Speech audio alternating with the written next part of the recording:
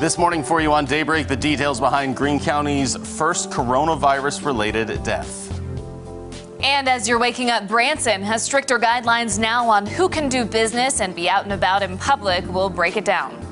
Also, the COVID-19 outbreak is taking a toll on the restaurant industry. Local restaurants, though, still trying to help out the community during this tough time. We'll show you how, coming up this morning on Daybreak. Good morning, and thanks for waking up with us. It's Tuesday, March 24th. I'm Lauren Barnes. And I'm Joe Morano. We've got a lot to get to over this next hour, but we do have to start with some of the raindrops that you're going to wake up to outside your window this morning. That's right. It was dry when I left the house. You too? Same, yeah. But Elisa's been telling us she's tracking some stuff on the radar today. Yeah, we've got some showers and storms moving in, and we've had some strikes of lightning and some locally heavy downpours with these storms. We're watching to also see the capability of some hail out of these storms as well. It's 49 degrees in Springfield.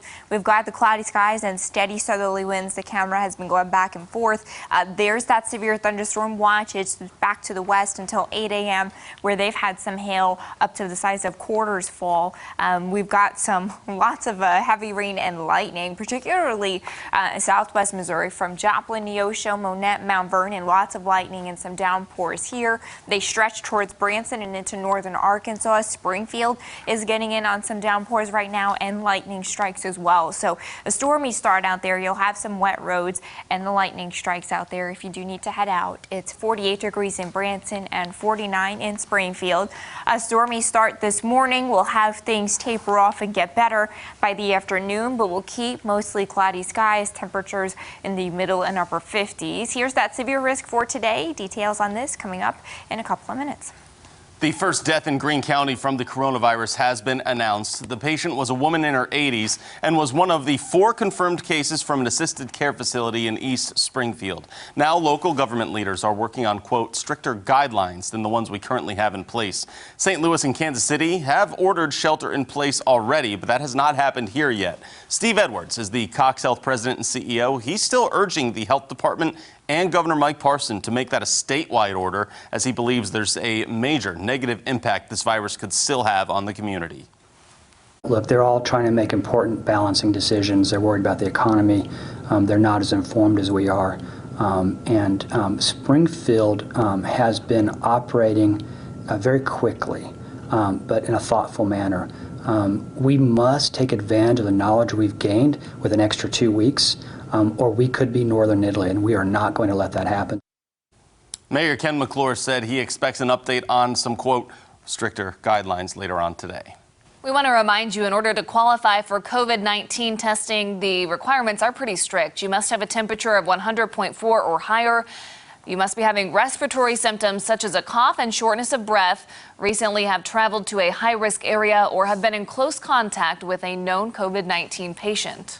The Springfield Police Department is taking extra precautions when responding to calls now. In an effort to follow health guidelines, people who are able to will be asked to meet officers outside of their home or business and maintain a distance of 6 feet away from the officer. Dispatchers may also ask additional questions to determine how officers can respond. You may be asked to call info into the police department, or an officer may call you, or you may just have to resort to filing an online report. Many locally owned restaurants are struggling to keep their doors open as government officials continue to introduce measures aimed at slowing the spread of the coronavirus.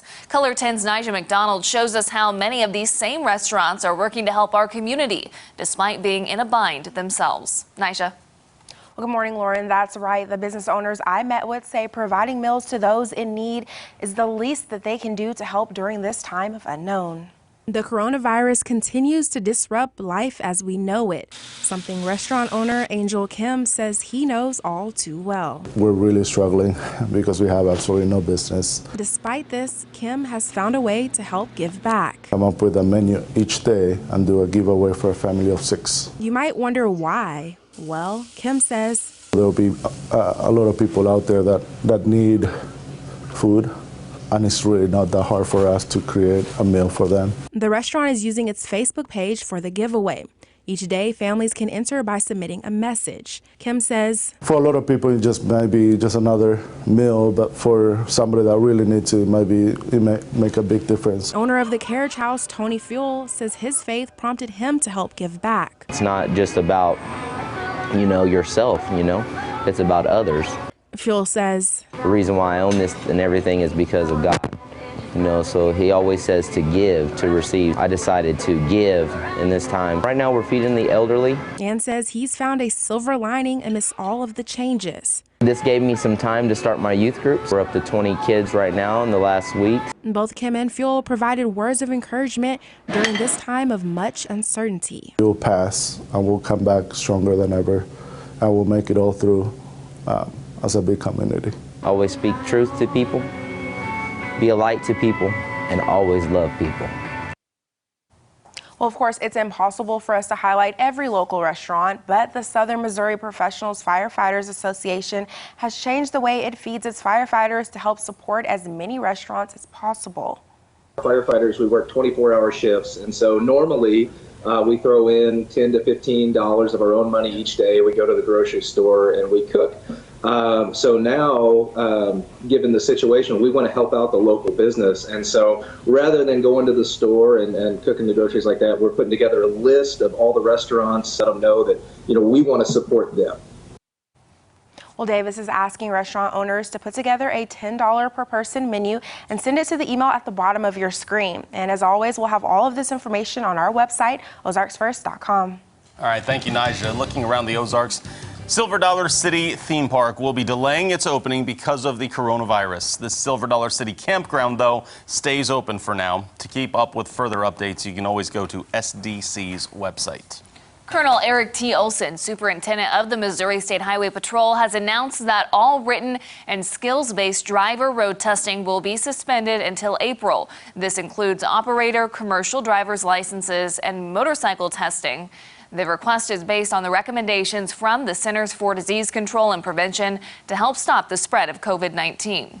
Branson has just passed a new law that prohibits non-essential businesses from operating in the city. The Board of Aldermen made this call to help mediate the spread of COVID-19. City Administrator Stan Dobbins says the ordinance is in place to save lives.